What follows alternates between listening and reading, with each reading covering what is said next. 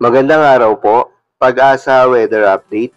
Alamin ang lagay ng panahon ngayong araw ng Sabado, September 16, 2023.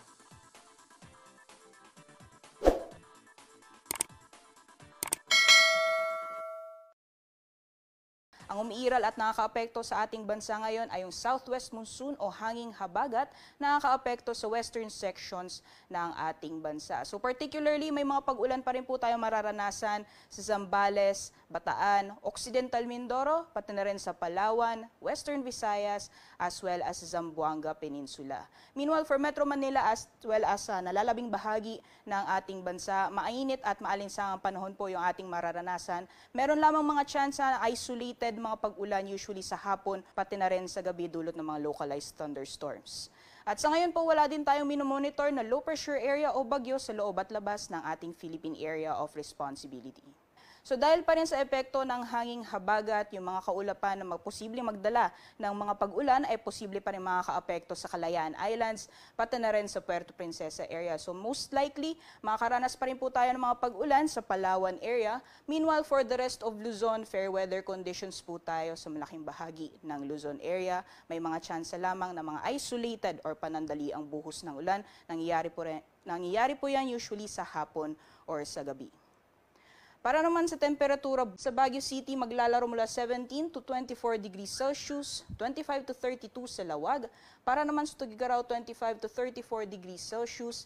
Maximum temperatures for Metro Manila pati na rin sa Legazpi ay posibleng umabot ng 32 degrees Celsius. At maximum temperatures naman para sa Tagaytay, Kalayaan Islands pati na rin sa Puerto Princesa ay posibleng umabot ng 31 degrees Celsius.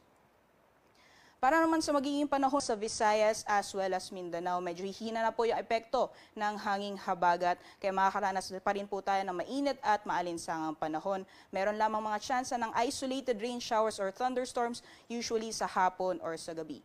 So pag severe po yung thunderstorm, posible po yung mga pagbaha or pagguho ng lupa, kaya ingat po sa ating mga kababayan.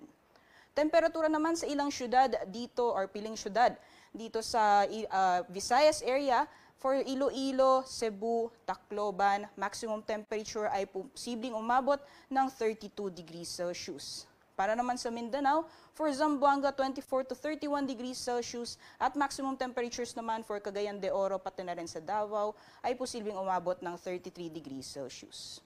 Sa kalagayan naman po ng ating karagatan, wala po tayo nakataas na gale warning sa anumang baybayin ng ating bansa. Banayad hanggang sa katamtaman ng mga pag-alon ang mararanasan sa ating mga karagatan. Kaya malaya pong makakapalaot ang ating mga kababayan na may mga maliliit na sasakyang pandagat. And over this coming Sunday until Tuesday, sa piling syudad sa ating bansa, dahil wala po tayong inaasahan na sama ng panahon na posibleng magdala ng malawakang pag-ulan, magpapatuloy pa rin yung mainit at maalinsangang panahon or generally fair weather conditions sa malaking bahagi ng ating bansa.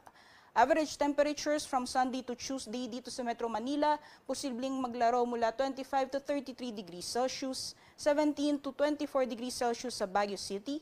For Legazpi City at Metro Cebu, 25 to 33 degrees Celsius at sa Metro Davao naman 24 to 33 degrees Celsius.